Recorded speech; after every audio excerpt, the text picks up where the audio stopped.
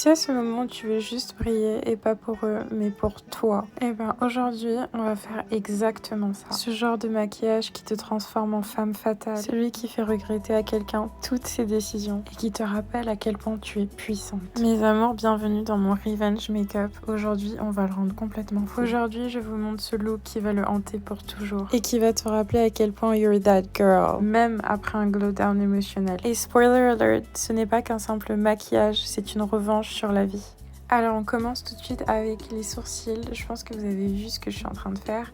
Simplement en train de les tracer et vraiment j'aime bien quand ils vont vers le haut parce que ça va vraiment venir accentuer mes traits, mes yeux en amande, etc. Ça va vraiment faire un effet lifting du visage. Après avoir appliqué ma base, je viens directement estomper mon anti-cerne, ce qui va vraiment donner un rendu magnifique et bien tracé à mon sourcil.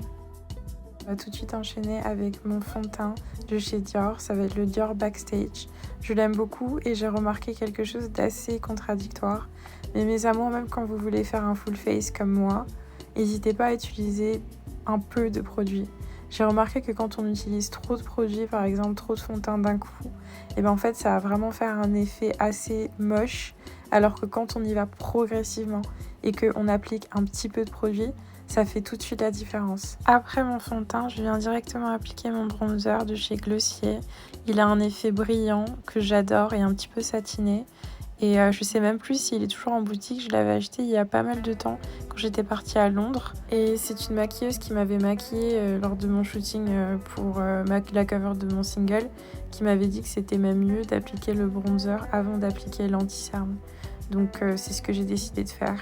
Et une fois que tout est bien blendé, et ben justement je viens ajouter mon anti-cerne en triangle bien sûr. Et j'aime bien aussi un petit peu allonger l'anti-cerne au niveau du bas du nez. J'utilise mon spray fixateur pour permettre vraiment à l'anti-cerne de tenir un maximum avant de pouvoir l'estomper et d'avoir vraiment cet effet couvrant. J'utilise la houppette parce que je trouve que la matière permet vraiment d'estomper de manière très précise et de ne pas faire des pâtés comme par exemple pourrait le faire un pinceau ou autre.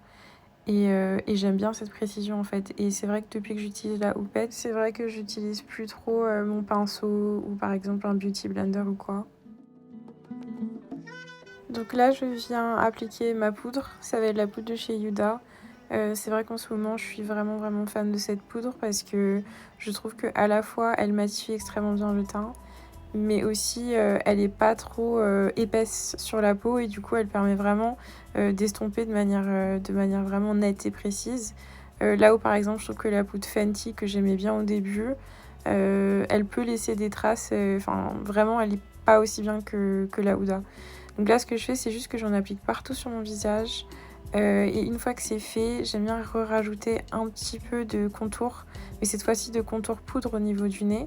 Et par-dessus, je viens placer mon baking, comme vous pouvez constater, toujours avec la même poudre. Vraiment les filles, mettez vraiment l'accent sur la précision quand vous faites le baking, même au niveau du nez, parce que c'est vraiment ce qui va être à la base d'un beau make-up réussi et vraiment de traits extrêmement bien tracés.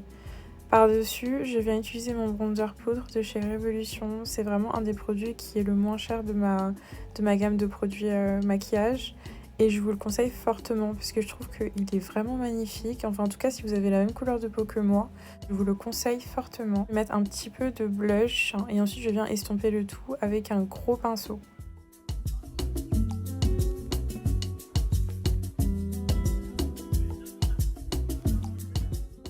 Après toutes ces étapes, je m'attaque aux lèvres et je fais le contour de mes lèvres avec ce produit de chez Huda Beauty. Je crois que c'est la couleur la plus foncée qu'elle a dans ses produits à lèvres.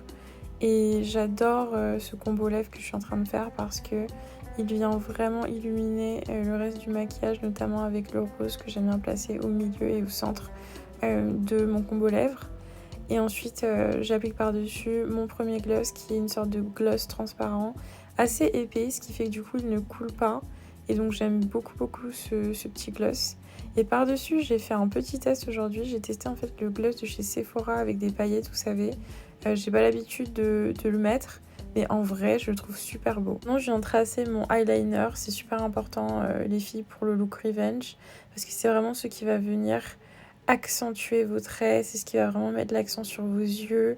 Et si vous avez vraiment des beaux yeux, c'est vraiment une façon de mettre en valeur vos atouts.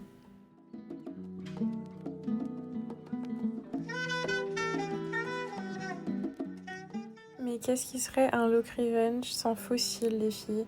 Bien sûr, je me devais de rajouter ces fossiles. Alors, ils sont en promo en ce moment chez Sephora. Je crois que je les ai eu pour 5 euros. Normalement, ils sont à 10 euros. Mais ouais, voilà. J'espère vraiment que je pourrai en acheter d'autres parce que je les trouve tellement agréables à porter, extrêmement légers, naturels. Et pourtant, je trouve qu'ils font un tellement bel effet sur les yeux. Genre, vraiment, vous voyez la différence, quoi. Donc là, je suis juste en train de rajouter un petit peu de highlight. J'en mets pas trop. Mais voilà, c'est toujours bien d'en avoir. Et je viens rajouter un petit peu de noir sur mes paupières, juste pour accentuer toujours cet effet fossile. Parce que j'ai remarqué que je mets des fossiles, j'aime bien toujours rajouter un petit peu de noir. Mais j'adore tellement ce moment où enfin je peux enlever ce truc et on peut vraiment bien voir les baby hairs que je me suis fait. Et franchement, les filles, j'ai tellement d'aide. Je trouve que c'est tellement joli. D'ailleurs, je fais une petite parenthèse pour vous dire que c'est hyper important de prendre soin de ces perruques. En l'occurrence, pour vraiment garder la texture, s'occuper vraiment de tout. Là, vous pouvez constater par exemple que les cheveux sont très beaux. Et bien tout ça, c'est parce que j'avais mis un masque dessus et j'avais vraiment pris le temps de m'en occuper comme si c'était de mes vrais cheveux.